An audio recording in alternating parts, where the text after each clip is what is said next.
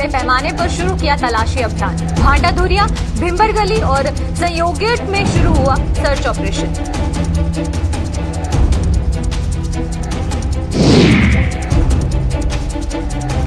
बुरे दौर से गुजर रहा है जम्मू का उद्योग। कोरोना और जीएसटी ने तोड़ी उद्योग की कमर। उद्योगपतियों में छाई मायूसी।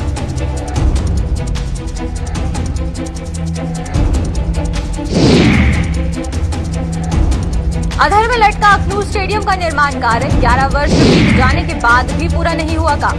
स्थानीय लोगों ने काम पूरा करने की लगाई गुहार।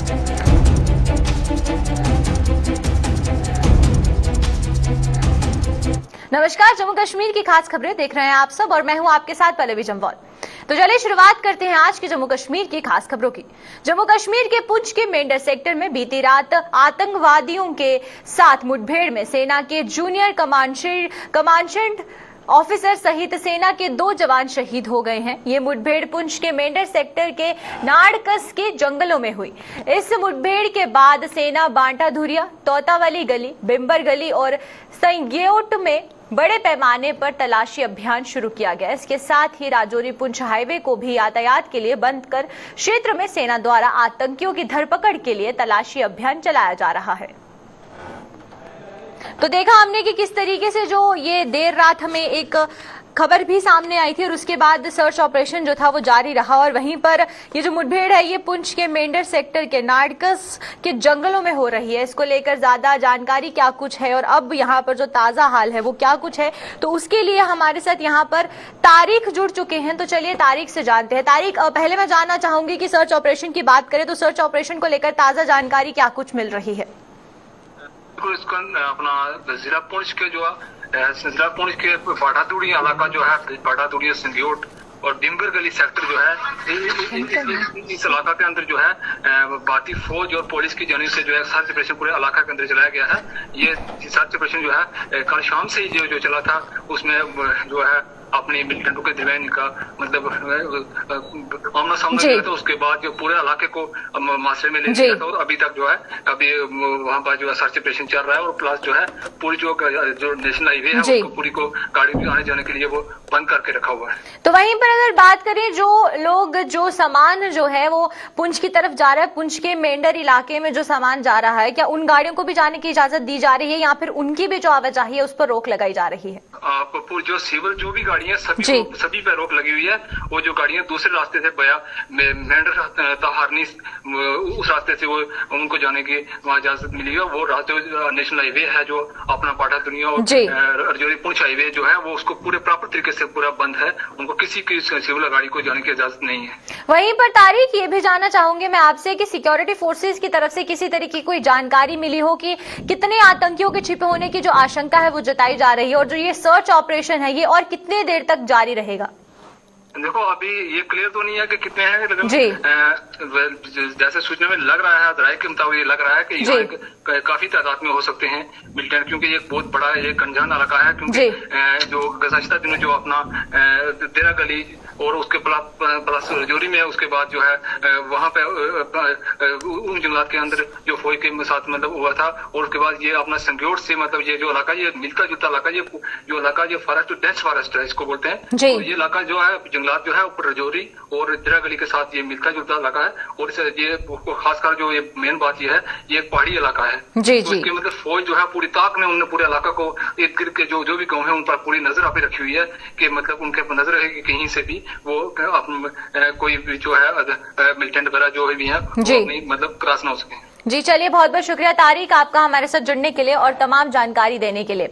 तो ये थे हमारे साथ हमारे संवाददाता तारिक, और तारिक जो थे वो मेंढर से जुड़े थे। वहीं पर हमने आपको दिखाया कि किस तरीके से जो सर्च ऑपरेशन है वो जारी है और उसको लेकर जो अपडेट था उसके बारे में भी हमें तारिक ने बताया। क्योंकि अगर हम बात करते हैं नाड़कस के जंगलों की तो ये बहुत घने जंगल है जिसमें आतंकियों के छिपे होने की आशंका जताई जा रही है, जिसको देखते हुए सर्च ऑपरेशन अभी भी सुरक्षा बलों द्वारा वहां पर जारी है।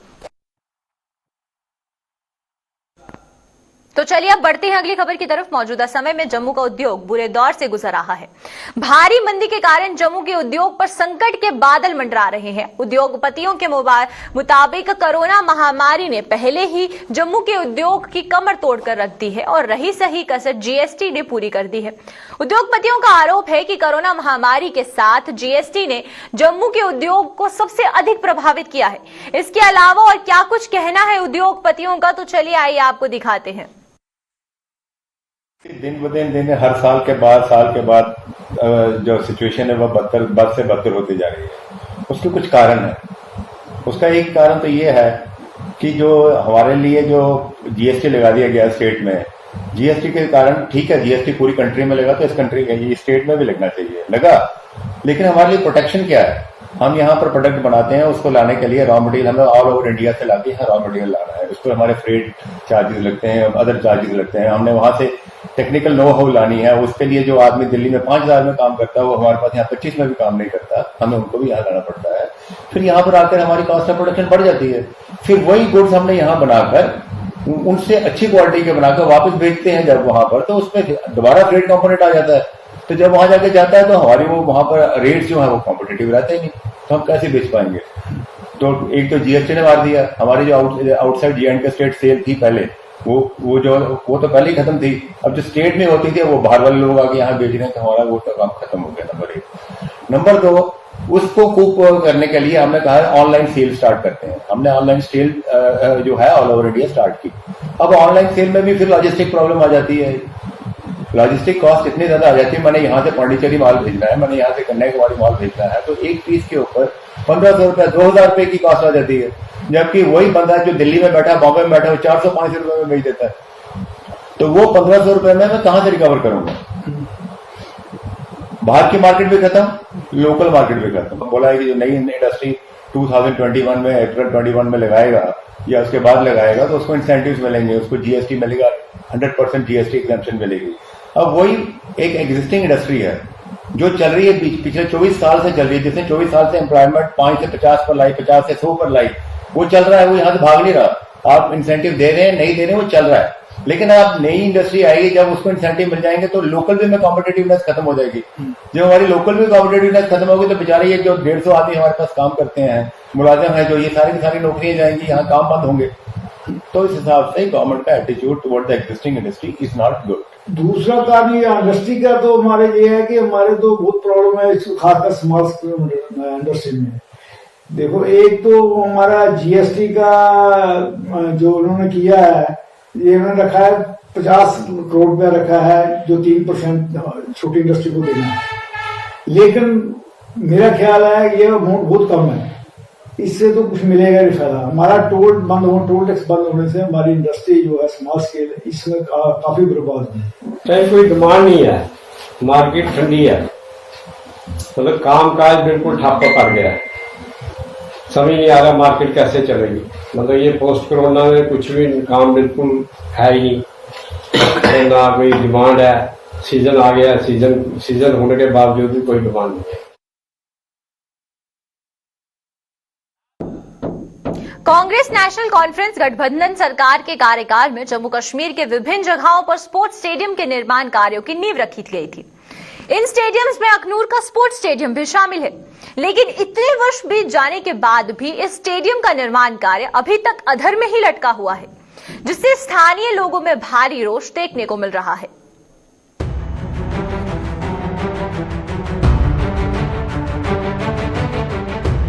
ये तस्वीरें हैं अखनूर स्पोर्ट्स स्टेडियम की। स्टेडियम की ये तस्वीरें स्टेडियम की दुर्दशा की कहानी बयां कर रही हैं। अखनूर वासियों ने इलाके की उभरती खेल प्रतिभाओं को और बेहतर सुविधाएं उपलब्ध करवाने के लिए वर्ष 2010 में तब की कांग्रेस नेशनल कॉन्फ्रेंस गठबंधन सरकार ने अखनूर के लोगों की वर्षों पुरानी मांग को पूरा करते हुए यहां स्पोर्ट्स स्टेडियम का निर्माण कार्य का शुभारंभ करवाया। लेकिन 11 वर्ष बीत जाने के बाद भी अखनूर के खिलाड़ियों को इस स्टेडियम का अभी तक कोई लाभ नहीं मिला। अखनूर ਵਿੱਚ ਇੱਕ ਗਰਾਊਂਡ ਹੈ ਹਾਇਰ ਸੈਕੰਡਰੀ ਸਕੂਲ ਜਿੱਥੇ ਥੋੜਾ ਬਹੁਤਾ ਕ੍ਰਿਕਟ ਜਾਂ ਸਪੋਰਟਸ ਵਗੈਰਾ ਜਿਹੜੇ ਚਲਾਉਂਦੇ ਆ ਤੇ ਬੜੀ ਦੇਰ ਦੀ ਹੈ ਉਮੀਦ ਲਾਈ ਸੀ ਕਿ ਇੱਕ ਸਾਡੇ ਕੋਲ ਇੱਕ ਸਟੇਡੀਅਮ ਬਣਾ ਦਾ ਹੈ ਪੱਲੋਂ 2010 ਵਿੱਚ ਸਾਡੇ ਫਾਰਮਰ ਮਿਨਿਸਟਰ ਸ਼੍ਰੀ ਸ਼ਾਮ ਲਾਲ ਜੀ ਹੋਰਾਂ ਦਾ ਨੀਂਹ ਪੱਥਰ ਰੱਖਿਆ ਹਾਂ ਉਦੋਂ ਦੀ ਇਸ ਆਸ਼ਾ ਲਾਈ ਦੀ ਕਿ ਇੱਕ ਅਸੀਂ ਗਰਾਊਂਡ ਮਿਲੂ ਜਿਹੜੀ ਸਾਡੀ ਸਪੋਰਟਸ ਦੀ ਐਕਟੀਵਿਟੀ ਨੂੰ ਉੱਥੇ ਚਲਾਗੇ ਲੇਕਿਨ ਇਹ ਪਤਾ ਨਹੀਂ ਚੱਲਦਾ ਕਿ ਕਿੱਥੇ ਕਿਹੜੀ ਕਮੀ ਰਹੀ ਹੈ ਕਿਹੜੀ ਕਮਜ਼ੋਰੀ ਨੇ ਇਹਨੇ ਤੁਹਾਡੀ ਸਟੇਡੀਅਮ ਜਿਹੜਾ ਸਾਡਾ ਅਸੀਂ ਨਹੀਂ ਮਿਲਿਆ ਨਹੀਂ ਤਿਆਰ ਹੋਇਆ ਜੋ ਯਾਰ ਲੇਕਿਨ ਇਹ ਜਿਹੜਾ ਸਾਡਾ ਸਟੇਡੀਅਮ ਜਿਸ ਅਸੀਂ 11 ਸਾਲ ਹੋਇਆ ਇੰਤਜ਼ਾਰ ਕਰਦੇ ਕਿ ਅਸੀਂ ਇੱਕ ਛੋਟੀ ਜਿਹੀ ਗਰਾਊਂਡ ਮਿਲੂਗਾ ਉੱਥੇ ਅਸੀਂ ਆਪਣੀ ਐਕਟੀਵਿਟੀ ਕਰਾਂਗੇ लेकिन ये नहीं पता कुछ रोवादा है। कांग्रेस नेशनल कॉन्फ्रेंस सरकार ने यहां निर्माण कार्य शुरू करवाया और जब तक ये सरकार रही इस स्टेडियम पर काम लगातार चलता रहा। स्टेडियम के कुछ स्टैंड भी बने लेकिन वर्ष 2014 में कांग्रेस नेशनल कॉन्फ्रेंस सरकार के सत्ता से बाहर होने के बाद इस स्टेडियम के निर्माण कार्य को भी ग्रहण लग गया जो अब भी बदस्तूर जारी है। ਤੇ ਮਾਨਨੀ ਸਾਡੇ स्वर्गवासी मदन लाल शर्मा RS चिब ਦੇ ਸਾਡੇ पूर्व मंत्री श्याम लाल और एक बीड़ा उठाया कि एक अखनूर ਦੇ ਪਲੂਆ क्षेत्र ਵਿੱਚ ਉਹਨੇ ਇੱਕ ਸਟੇਡੀਅਮ ਦੀ ਰਚਨਾ ਕਰਨ ਦੀ ਇੱਕ ਸ਼ੁਰੂਆਤ ਕੀਤੀ ਮਗਰ ਬੜੀ ਸ਼ਰਮ ਵਾਲੀ ਗੱਲ ਹੈ ਕਿ 2010 ਤੇ ਲਗਭਗ 11 ਸਾਲ ਦੇ ਉਪਰੰਤ ਵੀ ਅੱਜ ਉਸ ਸਟੇਡੀਅਮ ਦੀ ਜਿਹੜੀ ਬੁਨਿਆਦ ਕੇ ਰਹੀ ਹੈ ਅੱਗੇ ਉਹਦਾ ਕੰਮ ਨਹੀਂ ਲੱਗਿਆ। पिछले 11 वर्षों में स्टेडियम में जो भी काम हुआ हाल ही में आए तूफान ने उसे भी तबाह कर दिया। तूफान ने किस तरह से स्टेडियम को क्षतिग्रस्त किया इसकी कहानी स्टेडियम की ये तस्वीरें बयां कर रही हैं। स्टेडियम की इस दुर्दशा को लेकर स्थानीय लोगों में भारी रोष है।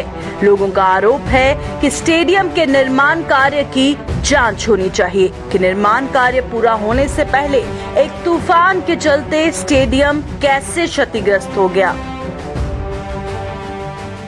आंधी तूफान चलिया ਉਹਦੇ ਕਰਕੇ ਉਹ ਟੀਨਾ वगैरह सारियां उड्डियां ਉਹ पिलर शिलर डिग्गी पे ਤੇ मैं LG साहब की भी रिक्वेस्ट करूँ कि इस डिपार्टमेंट है ਜਿਹੜਾ ਸਾਡਾ ਕੰਸਰਨਿੰਗ ਉਹਨੇ ਵੀ ਰਿਕੁਐਸਟ ਕਰੂੰ ਕਿ ਇਸੇ ਵੈਰੀਫਾਈ ਕੀਤਾ ਜਾ ਕਿ ਜਿਹੜੇ ਸਾਡੇ ਠੇਕੇਦਾਰ ਨੇ ਜਦ ਉੱਥੇ ਕਮੀਆਂ ਰੱਖੀ ਉਹਨਾਂ ਕੋਈ ਕਮੀਆਂ ਹੀ ਜਿਹੜੀਆਂ ਬਣਿਆ ਪਹਿਲਾਂ ਨਹੀਂ ਤੇ ਉੱਡੀ ਪਹਿਲਾਂ ਗਈਆਂ ਟੀਨਾ ਜਗ੍ਹਾ ਸਟੇਡੀਅਮ ਬਣਦੇ ਨੇ ਜਗ੍ਹਾ ਇਹ ਸਾਡੇ ਕੋਈ ਇੰਡੋਰ ਜਾਂ ਆਊਟਡੋਰ ਸਟੇਡੀਅਮ ਬਣੇ ਨੇ ਉਹਨੇ ਅੱਜ ਤੱਕ ਕੁਝ ਨਹੀਂ ਜਿਹੜਾ ਮਾੜਾ ਮੋਟਾ ਜਿਹੜਾ ਸ਼ੈੱਡ ਵਗੈਰਾ ਤੋਂ ਦਿਖਿਆ ਕਿ ਪਿਛਲੇ ਦਿਨ ਜਿਹੜਾ ਤੂਫਾਨ ਆਇਆ ਉਹਦੇ ਵਿੱਚ ਉਹ ਜਿਹੜਾ ਸ਼ੈੱਡ ਹੈ ਉਹ ਵੀ ਤੈਸ਼ ਨੈਸ਼ ਹੋਈ ਹੈ।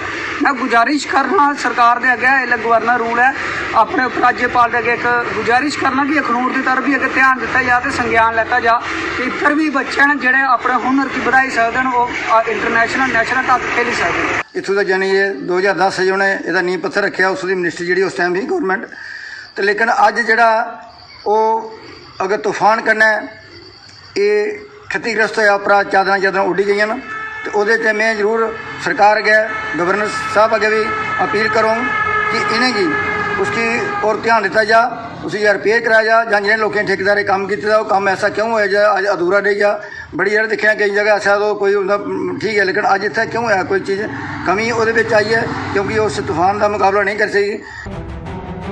स्थानीय लोगों ने सरकार से स्टेडियम के निर्माण कार्य में देरी और तूफान से क्षतिग्रस्त हुए स्टेडियम की जांच करने की मांग की। उनके खेडने की उम्मीद लाई है बैठे सारे खनूर तहसील के बच्चे उत्थे स्टेडियम साढ़ा बनया कॉलेज भी कोल है तो उस खेडा करके शरीर की तरक्की वास्ते यानी कि जिसमानी वर्जिश वास्ते स्टेडियम गवर्नमेंट तरफ बनाया गया और मैं दोबारा ये चीज़ दोबारा अपील करूँ सरकार अगे गवर्नर साहब अगे कि उधर ध्यान दिता जा तो जो भी वो कोई दोषी पाया जाता है उन्हें भी उस चीज़ का एहसास कराया जा क्योंकि सरकारी राष्ट्र की संपत्ति है उसका बिल्कुल ध्यान करना सरकार का काम है। स्टेडियम का काम पूरा ना होने के कारण अखनूर के युवा खिलाड़ी खेल सुविधाओं से वंचित हो रहे हैं जिसके चलते वे अपनी खेल प्रतिभा को निखारने में असफल सिद्ध हो रहे हैं। अखनूर से सतपाल शर्मा के साथ अश्विनी चंदेल की रिपोर्ट। विजयदशमी के पावन उपलक्ष्य पर देश भर में राष्ट्रीय स्वयंसेवक संघ, विश्व हिंदू परिषद सहित अन्य संगठनों द्वारा शस्त्र पूजा के कार्यक्रमों का आयोजन किया गया। इसी कड़ी में जम्मू में भी विश्व हिंदू परिषद की ओर से शस्त्र पूजा का कार्यक्रम का आयोजन किया गया। इस अवसर पर विश्व हिंदू परिषद के प्रांत मुख्यालय शक्ति आश्रम में हवन यज्ञ एवं कन्या पूजन कर विधिवत ढंग से शस्त्र पूजन किया गया। इस अवसर पर विश्व हिंदू परिषद के प्रदेश कार्यकारी अध्यक्ष राजेश गुप्ता, विश्व हिंदू परिषद के प्रांतीय मंत्री अभिषेक गुप्ता सहित अन्य कार्यकर्ता भी मौजूद थे। कोरोना के दृष्टिगत सबको एक आह्वान था कि शस्त्र पूजन के कार्यक्रम कम संख्या में अपने अपने घरों में और कार्यालयों में उपस्थित होकर के मनाए जाएं और सार्वजनिक तौर पर ना मनाया जाए, क्योंकि कोरोना की थर्ड वेव की आशंका है। इसको देखते हुए छोटे छोटे कार्यक्रम प्रदेश भर में आयोजित किए गए हैं और इसके साथ साथ ही ये आह्वान किया गया है कि हिंदू समाज की आकांक्षा और इच्छा शक्ति के मुताबिक पूरे विश्व को एक मार्गदर्शन देने का कार्य जो विश्व हिंदू परिषद कर रही है और भारत की तरफ से ऐसा मार्गदर्शन पूरे विश्व को मिले, इसकी प्रार्थना प्रभु श्री राम से हम कर रहे हैं।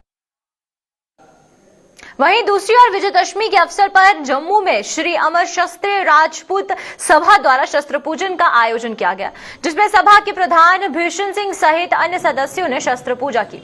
इस अवसर पर श्री अमर क्षत्रिय राजपूत सभा के प्रधान ने कहा है कि विजयदशमी पर शस्त्र पूजन की ये परंपरा पुरानी है और राजा महाराजाओं के दौर में भी विजयदशमी के अवसर पर शस्त्र पूजा की जाती थी।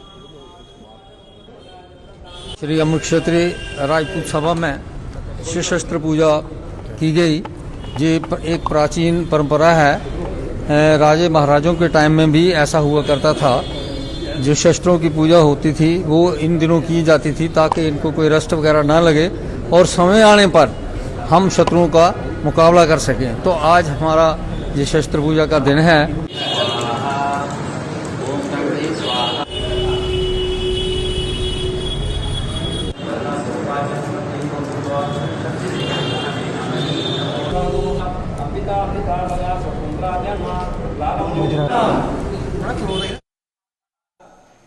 उधर अरनिया में सीमा जन कल्याण समिति द्वारा भी विजयदशमी पर शस्त्र पूजा का आयोजन किया गया, जिसमें समिति के प्रधान और समिति के पदाधिकारियों ने शस्त्रों की पूजा की और लोगों की विजयदशमी की को शुभकामनाएं भी दी।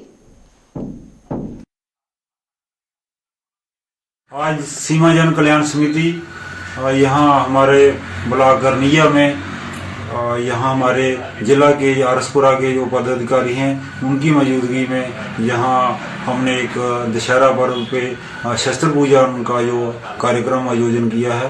तो यहाँ हमारे जिला के जो अधिकारी हैं वो भी मौजूद हैं और यहाँ ब्लॉक अरनिया के जो सीमा जन कल्याण समिति के सदस्य हैं वो भी मौजूद हैं और ये जो पवित्र दशहरा पर्व है वो मनाया जा रहा है। सीमा सुरक्षा बल को अंतर्राष्ट्रीय सीमा में से मौजूदा 15 किलोमीटर की जगह 50 किलोमीटर के बड़े क्षेत्र में तलाशी लेने, जब्ती करने और गिरफ्तारी करने का अधिकार दिए जाने को लेकर जहां विपक्ष सवाल उठा रहा है, रक्षा विशेषज्ञ सरकार के इस फैसले का स्वागत कर रहे हैं। रक्षा विशेषज्ञों के मुताबिक अफगानिस्तान में तालिबान के सत्ता में आने और चीन और पाकिस्तान के रवैये से पैदा हालात को देखते हुए सरकार का ये कदम सराहनीय है। उन्होंने कहा कि पिछले कुछ समय से सीमा के उस पार से नशे की तस्करी में लगातार इजाफा हो रहा है और सरकार के इस कदम से आने वाले समय में नशा तस्करों पर नियंत्रण होगा। बीएसएफ के तकरीबन 2,65,000 सोल्जर जो है वो हमारी आईबी और कहीं कहीं पे एलओसी को गार्ड कर रहे हैं। अभी जो सिचुएशन उभर के सामने आ रही है हमारे दो पड़ोसी देशों से, that is China and Pakistan, things are not looking all that good. Taliban सरकार का अफगानिस्तान में आना has further emboldened the Pakistan and China. अभी वो इस फिराक में है कि प्रॉक्सी वॉर को जो इंटेंसिटी है उसको बढ़ाया जाए और कश्मीर इशू को इंटरनेशनलाइज किया जाए।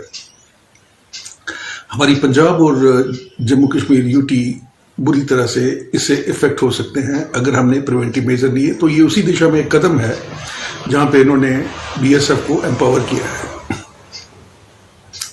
इस समय अगर हम देखें तो बॉर्डर के ऊपर नारकोटिक टेररिज्म का प्रोसेस चल रहा है, आर्म्स की स्मगलिंग हो रही है, वेपन्स की स्मगलिंग हो रही है, करेंसी की फेक करेंसी डाली जा रही है। और बीएसएफ जो है अभी इसके अंदर पुलिस के साथ सहयोग करके इस जो थ्रेट को काफी हद तक मिटिगेट कर सकती है,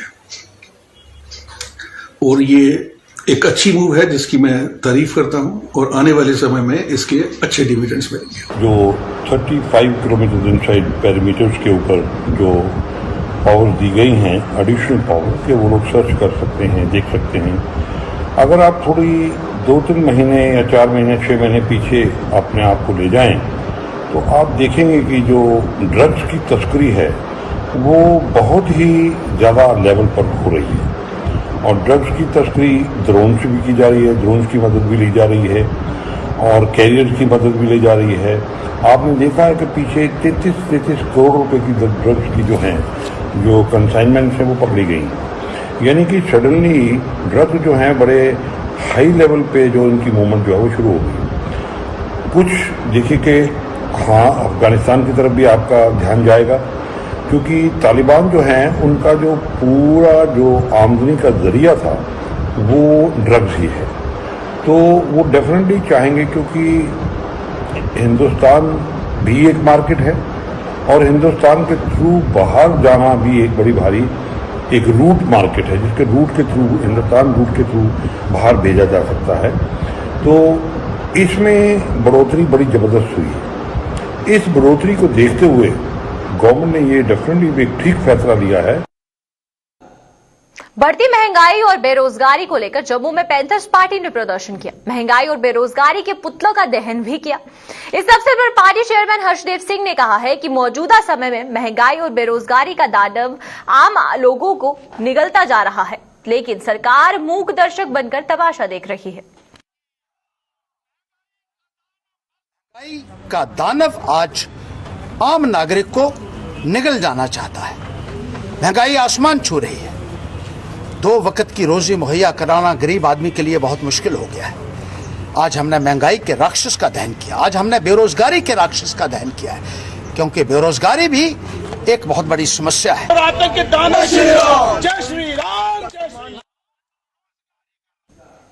वहीं शिवसेना बाला साहब ठाकरे द्वारा भी महंगाई को लेकर जम्मू में प्रदर्शन और महंगाई का दहन किया गया।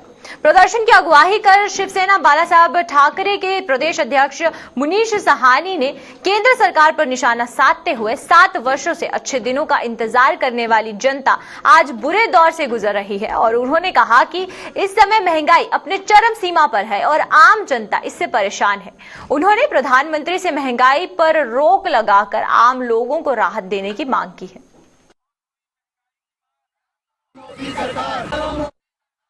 जम्मू कश्मीर इकाई का आज हमने महंगाई को लेकर यहाँ पर धरना और विरोध प्रदर्शन किया है और महंगाई रूपी रावण का अंत किया है, उसका दहन किया है। देखिए, पेट्रोल, डीजल, रसोई गैस के बाद आज फल, फ्रूट, सब्जियों के दाम भी आम आदमी की पहुंच से दूर होते जा रहे हैं। यानी घरेलू सामग्री, घरेलू सामान कोई भी ऐसा नहीं है जिस पर महंगाई की मार ना पड़ी हो।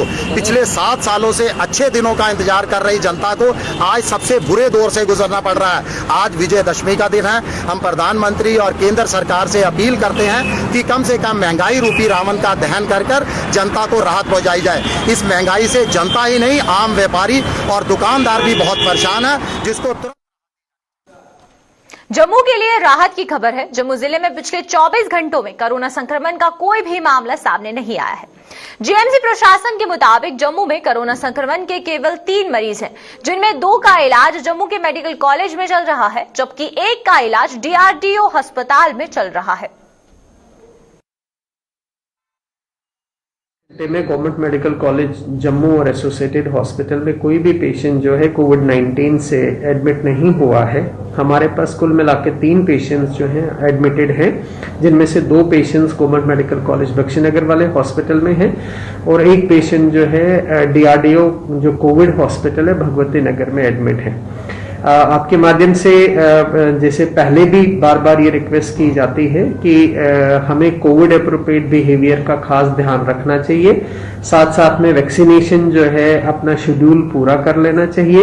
और तीसरी बात है कि अगर सिम्टम्स किसी के होते हैं तो जल्दी से जल्दी जो है किसी भी नजदीकी गवर्नमेंट हॉस्पिटल में जाके टेस्टिंग करा के अगर पॉजिटिव होते हैं तो ट्रीटमेंट करवा लेना चाहिए।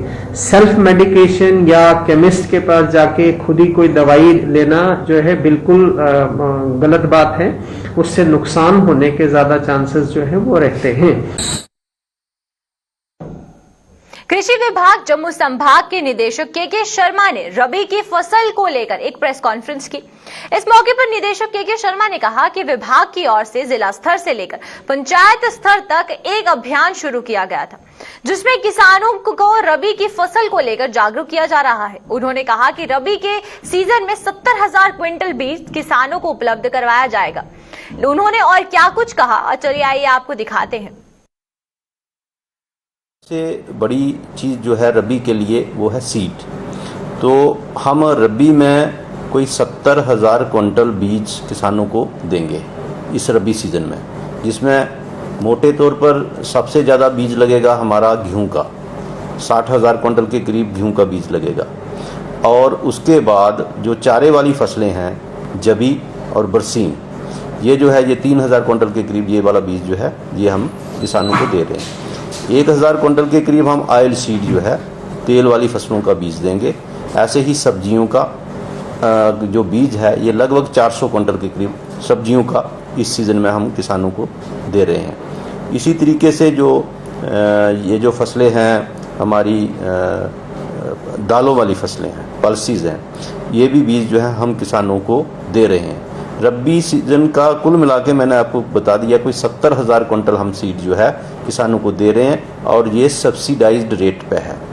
इस 70,000 क्विंटल में हमारी अपनी प्रोडक्शन जो होगी वो लगभग 35,000 क्विंटल हमारा अपना बीज है जो हम अपने फार्मों से पैदा करते हैं और आगे किसानों को दे रहे हैं। और इतना ही लगभग आधा बीज जो है हम जो सीड कंपनियां हैं, भारत सरकार की जो कंपनियां हैं जैसे नेशनल सीड कॉरपोरेशन है, उनसे ये सीड हम प्रोक्योर करके और सारा बीज जो है किसानों को अपने सब्सिडी के बजट के हिसाब से सब्सिडाइज्ड रेट पे किसानों तक पहुंचा रहे हैं। आज की डेट तक हमने लगभग 10,000 क्विंटल बीज जो है वो फील्ड में हम हमारे जो स्टोर हैं, जो गांव लेवल पे जो स्टोर हैं, पंचायत लेवल पे स्टोर हैं, वहां पर हमने पहुंचा दिया। तो चलिए अब तक की जम्मू कश्मीर की खास खबरों में फिलहाल इतना ही। मुझे दीजिए इजाजत, नमस्कार।